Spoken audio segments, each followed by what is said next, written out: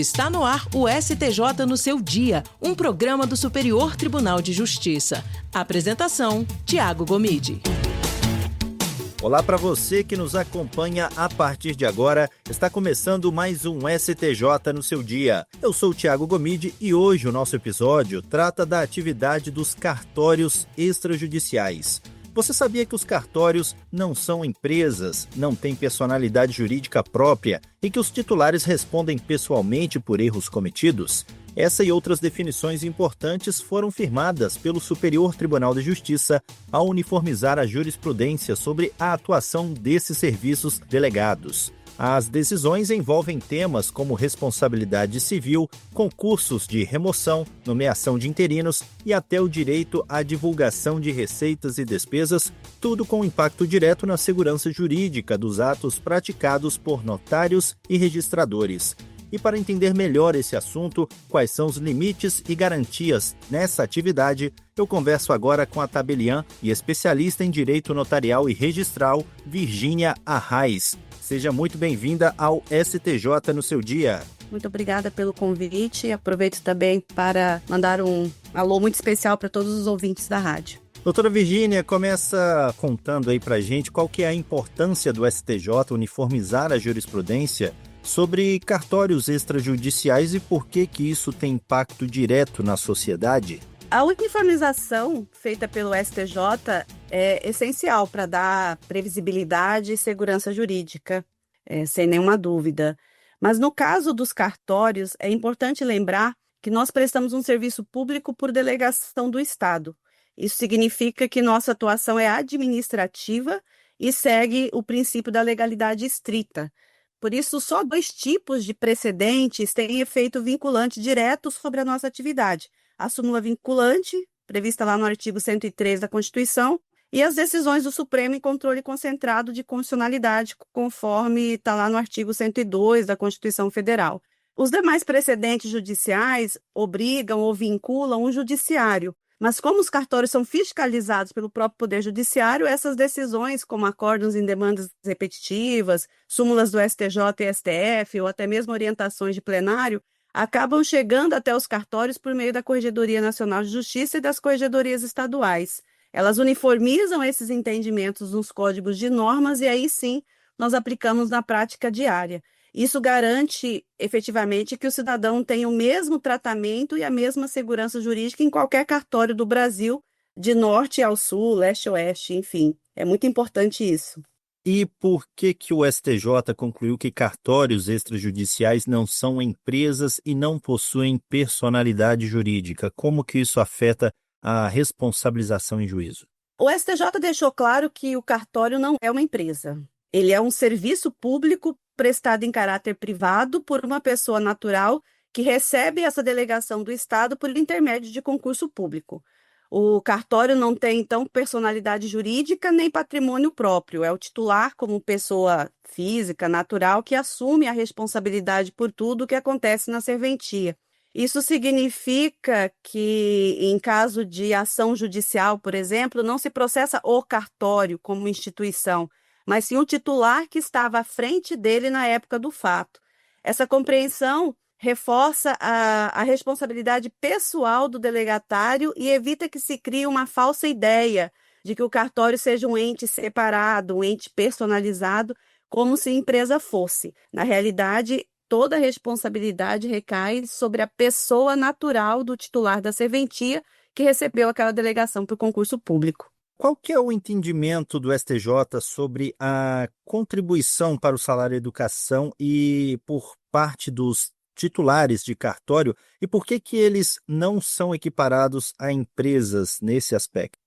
Nessa situação, o STJ decidiu que os titulares de cartório não devem pagar a contribuição do salário educação porque não são empresas, como a gente acabou de mencionar. Mesmo que contratem funcionários, esses empregados são registrados no SEI, que é o cadastro específico do INSS, vinculado à pessoa física do delegatário. Isso reforça que a atividade é de natureza pública e não empresarial. A lei do salário-educação se aplica a empresários e sociedades empresárias, e o cartório não se enquadra nesse conceito. Por mais moderno e eficiente que seja, O cartório existe para prestar um serviço público com segurança e eficiência, e não para exercer uma atividade empresarial. Então, foram com essas considerações que o STJ, no julgamento, teve esse entendimento. O tribunal definiu que a divulgação das receitas e despesas dos cartórios viola ou não o sigilo e a privacidade, com base em qual lógica jurídica que chegou-se a essa decisão? O STJ entendeu que divulgar receitas e despesas do cartório não fere a privacidade do titular da serventia, porque esses números dizem respeito ao exercício de uma função que é pública e que, portanto, precisa ser transparente nos termos da decisão do STJ. Mas acho importante a população conhecer o contexto, porque mais da metade da arrecadação bruta de um cartório é repassada para diversos entes públicos, inclusive para o próprio Poder Judiciário, como pagamento da fiscalização que ele exerce sobre a atividade extrajudicial, que na prática é chamado de taxa de poder de polícia. Além disso, o delegatário que é concursado exerce a função pública em caráter privado. Isso significa que ele paga todas as despesas do cartório, como aluguel, salários, benefícios, manutenção, sistemas, enfim, tudo. Diferente do servidor público estatutário, que tem toda essa estrutura custeada pelo Estado. Por isso é importante entender que a arrecadação bruta publicizada ou publicada não representa o salário do titular. O que sobra depois de todos esses repasses de despesas e ainda descontado o imposto de renda na alíquota de pessoa física de 27,5%, como a gente disse, não é uma empresa, é uma pessoa física, é a remuneração líquida dele. Esse detalhe muitas vezes passa despercebido no debate público em decorrência da publicização dessas arrecadações dos cartórios. Doutora Virgínia, e que implicações tem a decisão do STJ que impede a transmissão da titularidade e da responsabilidade ao sucessor em casos de vacância ou nulidade da investidura? Com relação a essa decisão em especial, é importante separar duas situações. Quando a vacância é regular, como nos casos de morte, renúncia, aposentadoria do titular, que são os casos legais de vacância, a lei prevê que o substituto mais antigo assuma temporariamente a serventia para garantir a continuidade do serviço público até que haja novo provimento por concurso. Mas o caso julgado pelo STJ foi diferente. Tratava-se de uma nulidade na outorga da delegação. Ou seja, a nomeação do titular era irregular desde o início. Nessa hipótese especial, a regra muda. Como o ato que deu origem à titularidade era nulo, todos os atos dele decorrentes também são nulos, inclusive a nomeação de substituto. Essa decisão do STJ é importante porque impede que uma investidura irregular sirva como caminho indireto para que outra pessoa assuma a serventia, ainda que temporariamente, preservando dessa forma, no meu entender, a moralidade e a legalidade na atividade notarial e registral. Como foi definido que a nomeação de parentes como interinos pode configurar nepotismo póstumo nos cartórios? Qual a base normativa para isso? O chamado nepotismo póstumo ocorre quando um parente, né, do titular falecido é nomeado interino para o cartório. O CNJ que regulamentou e normatizou essa proibição. O CNJ proibiu e o STJ confirmou dessa decisão que proferiu em um caso que discutia esse assunto. O objetivo é evitar que o cartório seja tratado como herança de família, ainda com resquícios ou aquela ideia que tínhamos da outorga de delegação nos cartórios anteriores à Constituição de 1988, que trouxe a obrigatoriedade do concurso público. Mas, ao fazer ou ao assumir a serventia por concurso público, a Lei 8935 de 94, que regulamenta os cartórios, não traz uma proibição expressa acerca de quem será nomeado quando ocorrer a vacância. Então, continuava-se com aquela ideia de que se podia nomear substituto parente para que, quando houvesse a vacância, esse parente fosse nomeado interino, já que a lei diz que na vacância o substituto mais antigo é nomeado interino para responder pelo cartório até a outorga por novo concurso.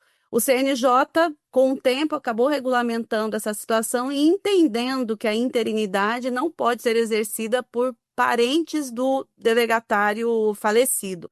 Então, ainda que o seu substituto mais antigo fosse um filho, um cônjuge ou parente até terceiro grau, ainda assim não será nomeado interino nos termos da lei, porque o CNJ entendeu que, nesses casos, haveria o que se chamou de nepotismo póstumo e proibiu essa nomeação. Então, havendo essa circunstância, com a vacância será nomeado um outro substituto que não tenha parentesco ou seguir normas do CNJ que define, na falta de substituto, quem será nomeado, um escrevente ou titular de uma outra serventia, assim sucessivamente. Mesmo que a pessoa tenha experiência, a nomeação fere, segundo essa decisão, o princípio da moralidade e pode gerar favorecimento. Então, a regra é: parente não pode assumir e o critério de antiguidade previsto na lei só vale se não houver vínculo familiar. Ok, doutora Virgínia Reis, e quais são os critérios legais para concursos de remoção entre cartórios e o que o STJ entendeu sobre a necessidade de titulação compatível? Para participar de um concurso de remoção, nos termos da lei, basta que você seja delegatário há mais de 2 anos. Então, não é preciso ter a mesma especialidade da serventia de destino. Foi isso que o STJ deixou claro na decisão que julgou algo relacionado aos concursos de remoção nesse sentido. Então, o STJ deixou claro que basta ter mais de 2 anos de titularidade naquele estado da federação e seja em registro civil, imóveis, notas, protesto, não importa. Essa seria a única exigência prevista em lei. Então, a interpretação do STJ confirma a previsão legal que amplia as possibilidades para o titular e dá mais mobilidade na carreira, sem criar exigências que a lei não prevê efetivamente. Então, por exemplo, eu sou titular de uma serventia de notas.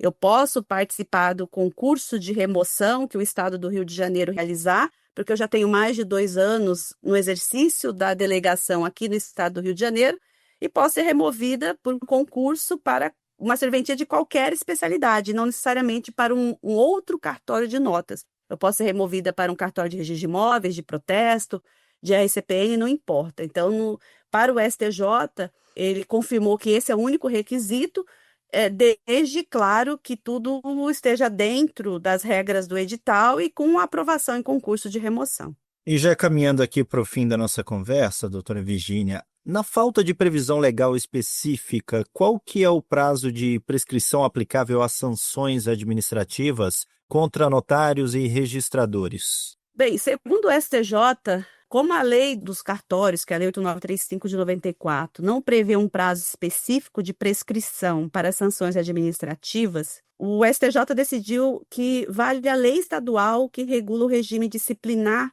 dos servidores civis daquele estado onde o titular exerce a delegação, não se aplicando, consequentemente, a lei do servidor público federal, porque a atividade notarial, segundo o STJ, estadualizada, esse foi o termo que o STJ utilizou. Então, por exemplo, no meu caso, sou delegatária no Rio de Janeiro, e aqui a lei estadual prevê prazo de 2 anos de prescrição de penalidade administrativa para punições leves, contados a partir da data do fato.